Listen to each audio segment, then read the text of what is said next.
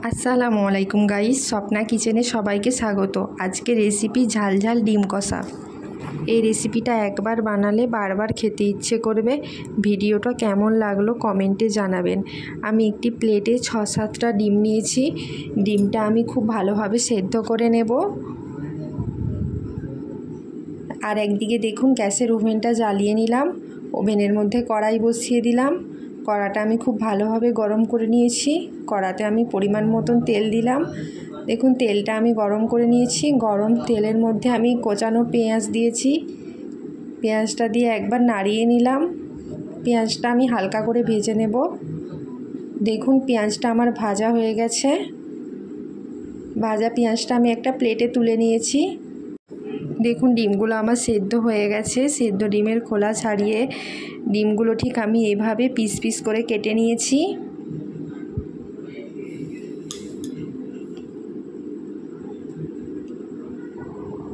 ভাজা পেঁয়াজের তেলের মধ্যেই আমি ডিমগুলো হালকা করে ভেজে নেব।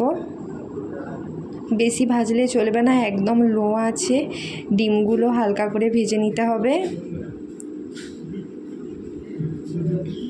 দেখুন ডিমগুলো আমি হালকা করে ভেজে নিয়েছি। এদিকে পেঁয়াজটাও আমার ভাজা হয়ে গেছে। ডিম আর পেঁয়াজ দুটোই ভাজা হয়ে গেছে। এদিকে একটা মিক্সার জারের মধ্যে ভাজা পেঁয়াজ,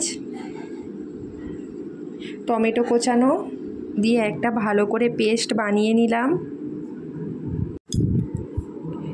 ডিম ভেজে রাখা তেলের মধ্যে আমি 1 টেবিল চামচ গোটা জিরে, একটা তেজপাতা, কোচানো শুকনো লঙ্কা, কোচানো কাঁচা লঙ্কা দিয়ে নাড়িয়ে নিলাম। এরপর আমি পেঁয়াজ আর টমেটোর পেস্টটা দিয়ে দিলাম। দিয়ে আরও একবার ভালোভাবে নাড়িয়ে নিলাম।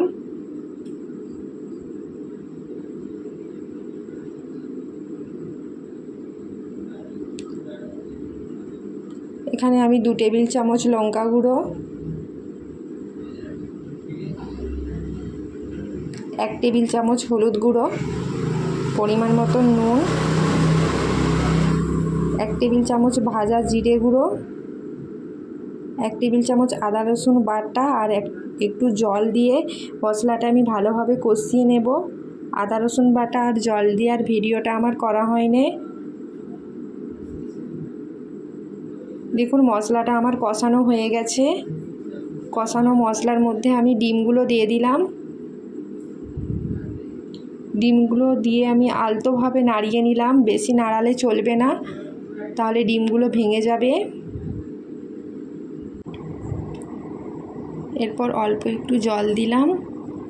জল দিয়ে কড়াইয়ের ঢাকনাটা দিয়ে দিলাম। রান্নাটা আমি 5 থেকে 10 মিনিটের মতন ফুটিয়ে নেব। ঠিক 5 থেকে 10 মিনিট পর কড়াইয়ের ঢাকনা খুলে আপনাদেরকে দেখালাম রান্নাটা। দেখুন কালারটা কিন্তু খুব সুন্দর হয়েছে। দেখতেও যেরকম সুন্দর হয়েছে, খেতেও কিন্তু ঠিক সেরকমই টেস্টি হয়েছিল।